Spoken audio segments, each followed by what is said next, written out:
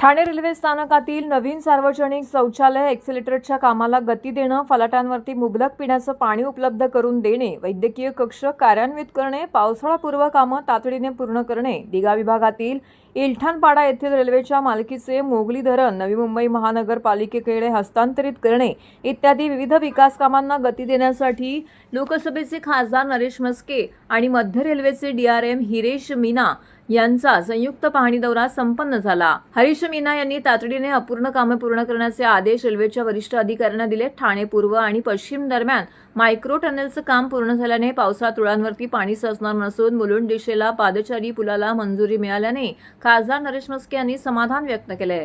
तसेच लवकरच ठाणे पूर्व येथील सॅटिस पुलावरून टीएमटीची वाहतूक सुरू होईल अशी माहिती देखील खासदार नरेश म्हस्के यांनी दिलेली आहे।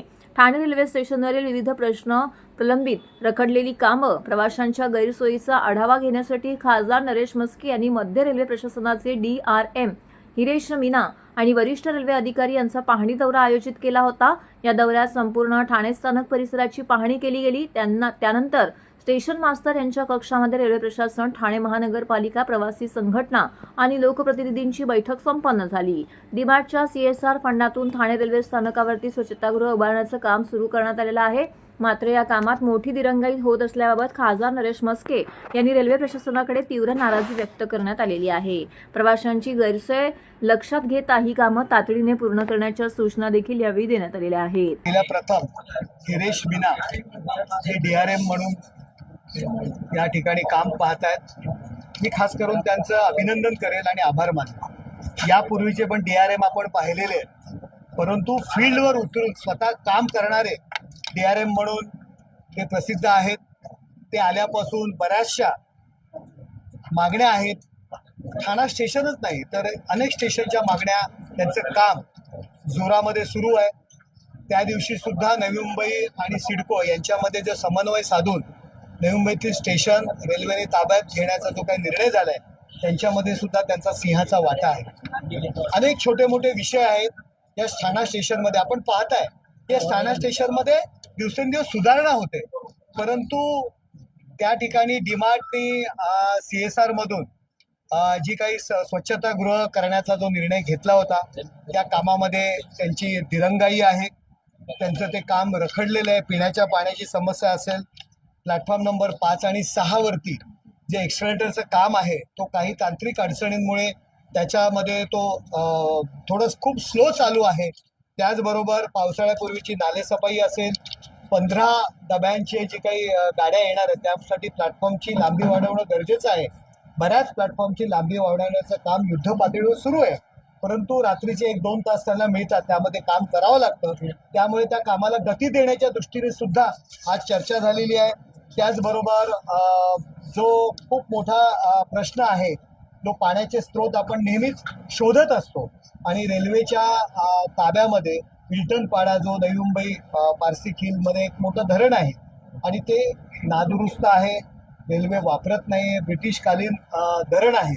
ते धरण नवी मुंबई महानगरपालिकेच्या ताब्यात द्यावं, जेणेकरून आजूबाजूच्या परिसरामध्ये पाण्याची समस्या दूर होईल। याकरता आमचे सर्व नगरसेविका त्या ठिकाणच्या, आमच्या चांदणी चौगुले असतील, ॲडव्होकेट श्वेता काळे असतील, आमची गौरी आंग्रे असतील, या नगरसेवकांनी मागणी केली होती। ते सुद्धा निवेदन या ठिकाणी दिलेले आहेत। आमचे संजय वाघोले आहेत की त्यांनी त्या ठिकाणी पुनर्वसनाचा एक विषय आहे, रेल्वेच्या जागेवर काही 50-60 वर्षापासून काही घरं आहेत, तो एक विषय। या समस्या आहेत, स्वच्छतेच्या समस्या आहेत। माधवीताई नाईक ज्या नव्याने आता विधान परिषद आमदार आहेत त्या सुद्धा या ठिकाणी या लोकांच्या समस्या घेऊन आलेल्या आहेत आणि या सगळ्यांचा या ठिकाणी चर्चा झाली।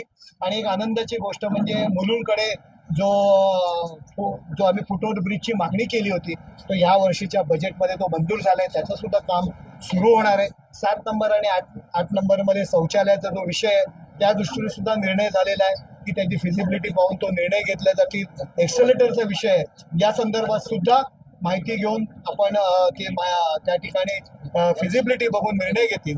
आणि जो कोपरी सॅटिसचं जे काम सुरू आहे त्याच्यामध्ये रेल्वे आणि ठाणे महानगरपालिकेच्या अधिकाऱ्यांमध्ये थोडाफार जो काही समन्वय नव्हता, त्यांच्या काही एकमेकांच्या अडचणी आहेत त्या सुद्धा त्या दूर झालेल्या आहेत। एकत्र बसून तो निर्णय घेऊन काही प्लॅटफॉर्म 4 नंबर प्लॅटफॉर्म वगैरे असतील ते आणि आमचा जो सॅटिसचा पूल आहे त्याची रहदारी कशा पद्धतीने सुरू आहेत या संदर्भात सुद्धा निर्णय आज झालेला आहे.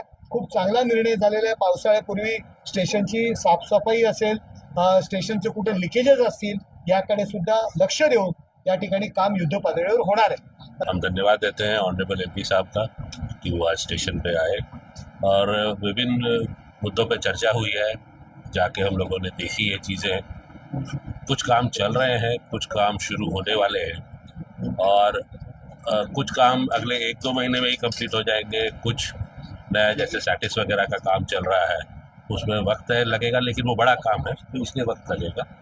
तो अलग अलग डेडलाइंस है, टाइमलाइंस है, उसके हिसाब से हम लोग कोशिश करेंगे कि पूरा करें.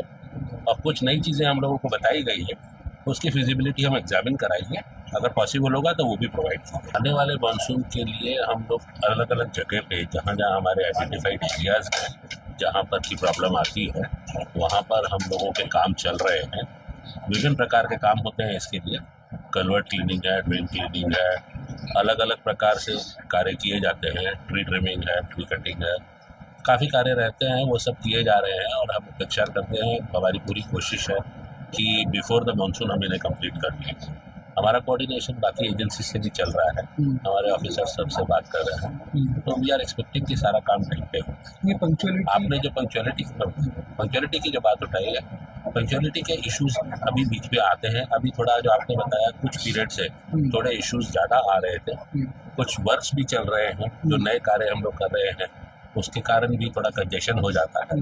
और कुछ गाड़ियाँ जब लेट आती हैं तो उसकी वजह से भी यहाँ पे प्रॉब्लम आती है.